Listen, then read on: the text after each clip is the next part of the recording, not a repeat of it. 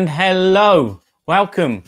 Can you hear me? This is a live stream video streamed across YouTube, Facebook, and Twitch for Board Games Everybody Should.com.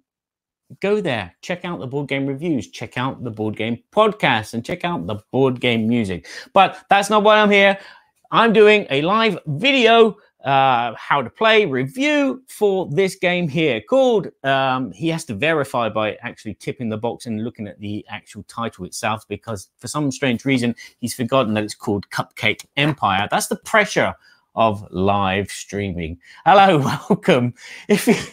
Why am I live streaming? Because it saves me a lot of time doing a whole video, and I can just give you everything that you need to know about the game and let you be the judge of whether this is a game to sit on one of your shelves. And the other thing is, because it's live, you can ask questions and I'll answer them at the end of this video. So let's start with what is Cupcake Empire. It is a kind of family light style board game where players own a bakery where they make cupcakes, and then they're going to start building up an enterprise and setting out outlets and building more bakeries to serve more customers, to generate a income, and basically just to get points to win the game. Now, this game is a worker placement game. I don't know why I'm telling all of you this, because I can just click on this graphic and you can see all the details yourself.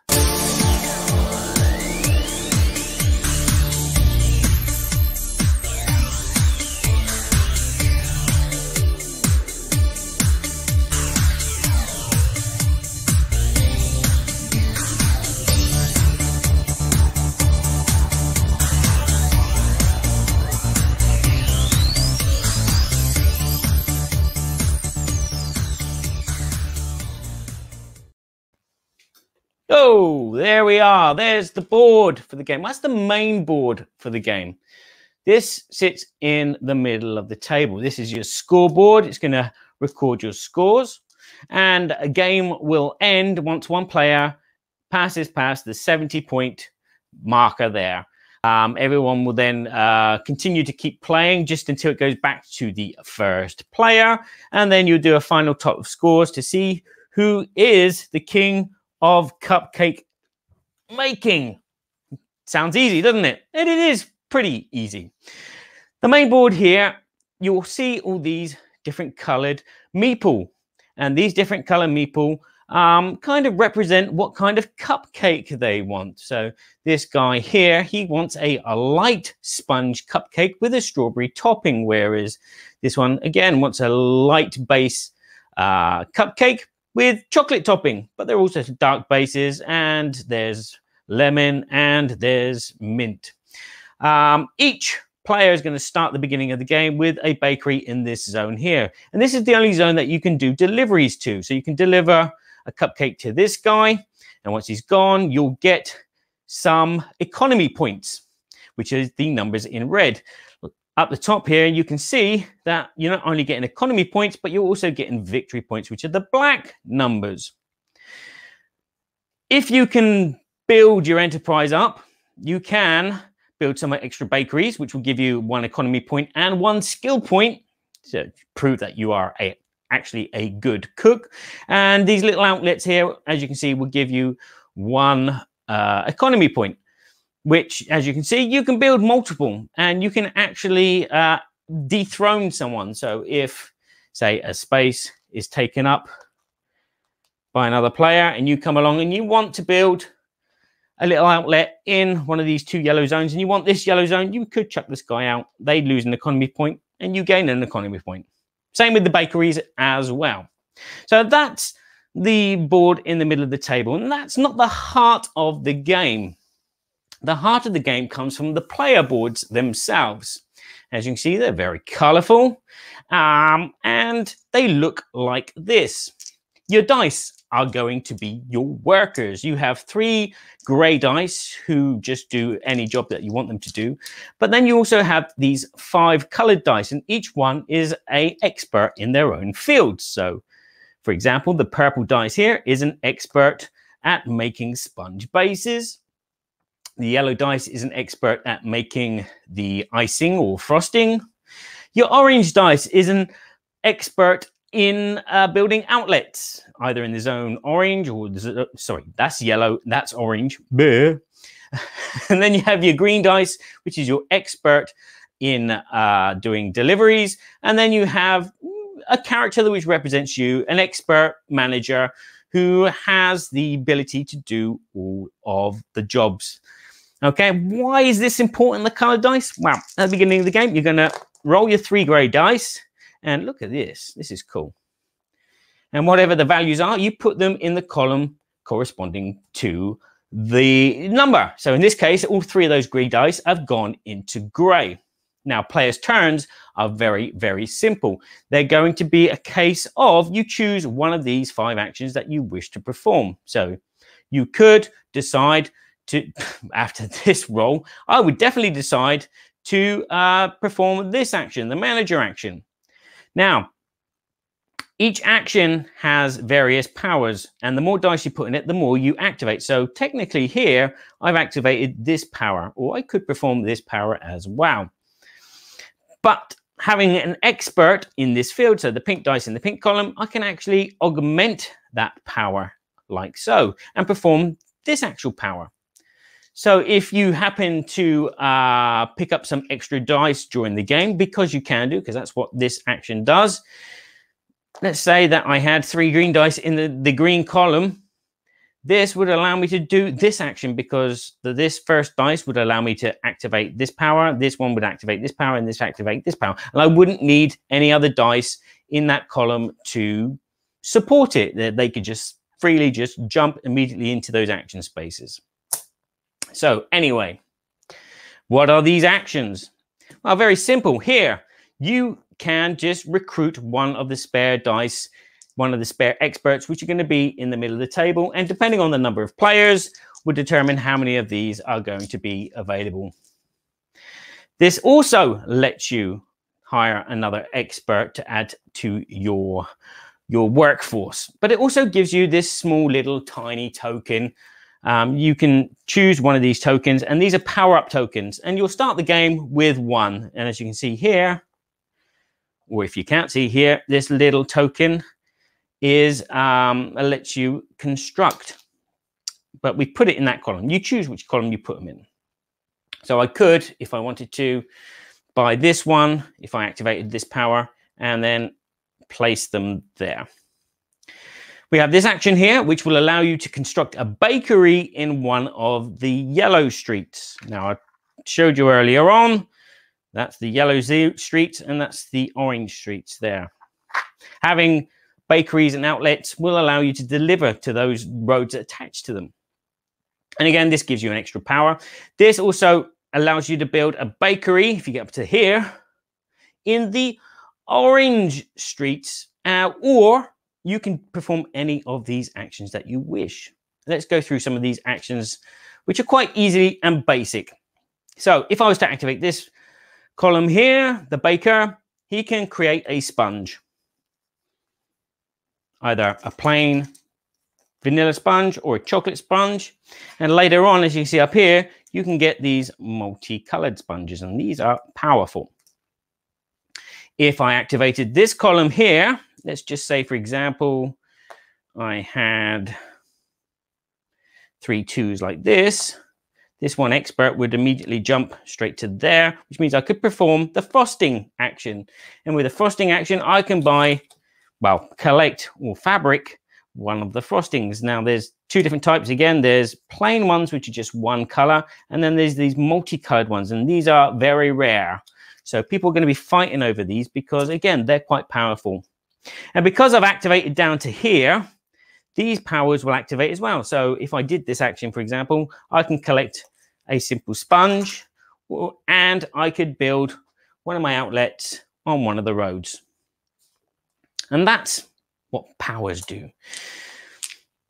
Here, you've got your builder. Your builder can build an outlet either on a yellow zone, an orange zone, or one on both. And then you have your deliverer, and they will deliver either 2 houses away, 3 houses away, or 4 houses away. And obviously, the further away the house is from your outlet or your bakery, the bigger the economy is going to be, and the bigger your victory points will possibly be as well. So that's what you'll be doing on your turn. You'll be performing an action, choosing one of these columns, and once you've done it, you take all these dice, you roll them, and then you place them in the columns that correspond with the number, ready for your next turn. So maybe, yeah, next turn I'm going to be able to do a delivery if I have all the things that I need. I've rolled some 6s as well. Now, 6s are staff that are overworked and they're going to go on holiday, for example. So they kind of go into this box and they don't do anything. Well, in a way, they do something. If you've rolled 6s, so in this case I have, for the first 6 that I rolled, I get a good idea. Okay, I'll explain what good ideas do. And I'll add that immediately there. I can have a maximum of 3 good ideas in a game. And the second one will allow me to advance my good idea track. Now, every other player at the table will actually advance their good idea track by the number of dice that I've just put into the holiday box. So everyone will advance their track to there. Once a player has gone past the green zone, they will collect a good idea token for themselves. So, of course, they're going to accumulate up to 3, which they can use in their turn. Why would they want to use that in their turn? Let's leave them there. Let's explain. Okay, you can spend 1 of these good idea tokens once per turn. So I could spend this to actually free up these 2 dice which have been on holiday, and I can just put them in any column that I want. So if I wanted to, I could do that and do that. So immediately this is quite useful, and I can jump straight into that action. Or I could spend a good idea token to actually shift a dice from one column to another, which again can be very, very useful. I could also spend a good idea token to actually buy another one of the power-ups, and there's 6 different types of power-ups as you see. This one lets you do a delivery 2 spaces away. You've got the sponge one, you've got the build an outlet one, you've got the advance your good idea track by 2 one, you've got your get 3 points immediately one, and you've got your icing one. All very useful. And as I said, you can place them in any of these special spaces. And when you activate the track, you activate the power. So in this case, this track here, if I was to activate this, basically only this action would be applicable, but I'd also get the frosting because this is an expert. Okay, so let's talk about these cake bits and bobs. So when you collect sponges and when you collect icings, you're going to be placing them together to create cakes. And it's with these cakes that you're going to be able to boost your skill. And your skill isn't going to need to be boosted basically because you're going to score points from these 2 tracks here. And I'll explain in a sec what happens at the end of your turn after you've re-rolled your dice. When you've constructed a cake and you've decided to put an icing and a base together, you're going to score skill points for it. So here you go. Here's the track. The simple ones get 1 and the complex ones get 2. So here I would get 3, so that would advance by 3. And here I would get 2, so that would advance by 2. And now when I do a delivery, I can deliver cupcakes to characters that correspond with that cake. So in this case, this guy here, he can have this cake. And when I do that, I place him in one of my boxes there, depending on which, economy track they're going to boost. And this one was actually going to boost 2. So the economy boost will be 2 on my track here. So everything is recorded on this board and on the main board of what your economy track is going to be and your skill. Well, your skill is basically laid out with your bakeries and the cakes that you've made. So that's basically what's going to happen. You'll put these 2 things together and you'll create cakes. And as I said, these multicolored ones are super, super, super powerful because you can serve 4 different types of people there. You can serve a chocolate base with a lemon icing, or a chocolate base with a chocolate icing. And then a light sponge with it. You get what I'm saying. So I could serve this person as well. I could serve this person because they're identical. I could serve this one. Whereas this one, I'm restricted to only characters like that. Make sense? Yes, it does. It's really, really simple. And as I said, you're going to be doing deliveries, which will determine how far away they are from your bakery. So if this bakery here, I could deliver up to 2 from here, or 3 to there, or 4 to there. And there we have it. That is how you play. And as I said, your turns are very simple. You'll activate a power. Once you've activated it, you roll your dice. You add them back onto the new columns, wherever they go. And then, I forgot to tell you. This is how you score. The lowest track that you have is going to be the score that you're going to generate every turn. So in this case, my economy is at 3. So it means I'm going to get 3 points at the end of my turn. And so every turn you're going to be generating points. And the game will move along very, very, very quickly. So there you go. There is an overview of how you play Empire. Cupcake Empire. One little thing I didn't really tell you, which is not really important, is very rarely used, is you can deduct 2 of your points to gain a good idea, or deduct 3 points to actually shift dice from column to column. And that's basically it in a nutshell. And now a word from our sponsor before I give you my review. This video was made possible with the help of Game Toppers.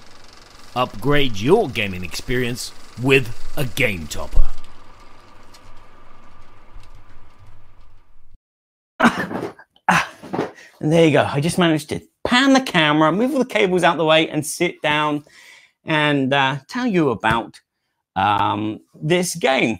Now, before I go any further, I need to draw up something on my computer. So excuse me a second, because I totally forgot to do this. I totally forgot to do it. I don't know why I forgot to do it. But anyway, Cupcake Empire is a board game that everybody who likes cupcakes will find whetting their appetite. This game is a very light and quick playing game, which is quite surprising. I was expecting it to be a little bit more profound, but it actually wasn't as profound as I thought it would be. Turns go very, very quickly. There's very, very little downtime in the game. You're basically just, as I said, activating your action, and then you roll the dice, and then you score points. There is some confuddle sometimes. Again, with new players, you'll get this bit of time where you'll forget to score, or you forget to roll your dice, and so your dice is still in the same column. Those kind of little errors kind of do happen when you're teaching a game and when you're learning the game, but they pass quite quickly. But apart from that, it's quite fluid. It's quite a very fast engine-based game. You're going to find yourself getting points pretty quickly, and it's every turn you'll start finding that it's you're going to have to manipulate just to get points. It might be a case that you want to play the theme and be the cook that actually makes really nice cakes, and you might want to build every single type of cake, but it's more a case of concentrating on getting your 2 score tracks up gradually or quickly. I mean, that's not the only way to score points, which is a good thing. You could just lift your tracks up very slowly, but invest in bakeries and invest in extra staff, which will give you lots more dice, spending your good ideas, which will give you lots of power-ups. I mean, you could just buy all the limited amount of 3 points every time this action is activated and get points that way. The games will start kind of like all the same. Everyone will be like in the same boat, so to speak. But eventually, as the game progresses and scores someone starts sprinting ahead, you're going to be starting to think about what's the best way that I can manipulate my action to give me a big jump in points. Because on top of that, there are going to be I've totally forgotten to tell you, 4 piles of bonus scoring tokens, and you'll be randomly selecting one from each pile. So you'll have, there's 5 in each pile, so you've got A's there, so you take one of them, and this one gives you a bonus to 6 points. If you have 4 plain sponges, these ones here, the C's, are about the building, so if you have 4 outlets, you get 6 points. And you can do these, and you know, there's multiple ways to win. Okay, you don't have to necessarily have to just go for the obvious thing, which is level up your tracks together, because then you're always going to get quite high points. You can play the game so you're like, one of your tracks zooms right up and the other one crawls up slowly, but you're investing in doing other things, and that's the good thing. Player that plays thematically against a player who plays strategically, the game is going to be pretty much even, because there's always a way for you to get points. And that's where the game, for me, fits. It fits in a nice family style game. It's colorful as you'll get out, apart from the player colors, which are white, black, cyan, and skin, I don't know, skin color of some sort. They don't pop out, but again, I can see why they don't pop out on the board, because everything else pops out. All the meeples pop out because they're really colorful, and I like the idea that, you know, the trousers and the top give you the definition of what they want. Having them randomly sprawled out on the map where the different points are is nice as well. The dice are colorful. There's lots of colorful, big, chunky dice, and they're fun to roll. The tokens themselves are small. Again, the power-up tokens are small, but they fit on the player board, but they move about and they're finicky to manipulate, which is a shame. The score track, again, is small and will get knocked, and you'll have to do some recalculation. It's very, very Ticket to Ride style. I kind of wish that there was a separate board for the scoring, or another way. But obviously the company have worked within their budgetary constraints of, you know, the component pieces, and the component pieces are nice. I especially like the cakes and the icing. They are really nice chunky bits of cardboard, and they look nice. I mean, I'm every time I play this game, I'm always, my mouth is watering. I'm thinking, I'm gonna have to make some cupcakes. I used to make butterfly cakes. I didn't make cupcakes. I made butterfly cakes. Nobody posted any questions about the rules, so that's pretty good. So technically, what you're getting in the box is a lot of bits and pieces, some very, very small finicky tokens, some nice chunky colorful artwork and bits and pieces, and a rule book which does a very good job of explaining the game. You will read it once and you will understand it. It's easy to go back and double check things as well. Everything is clear and concise and placed in a spacious manual. This manual is nice and spacious with nice examples, nice big colorful things. And as I said, everything is easy to find. If you run into a question, you can look it up pretty easily. The only reason that I use the instructions now for is the player counts, because you have different setups for the player counts. The amount of dice free, the amount of power-ups free, the amount of frostings free, which introduce the challenge of the game.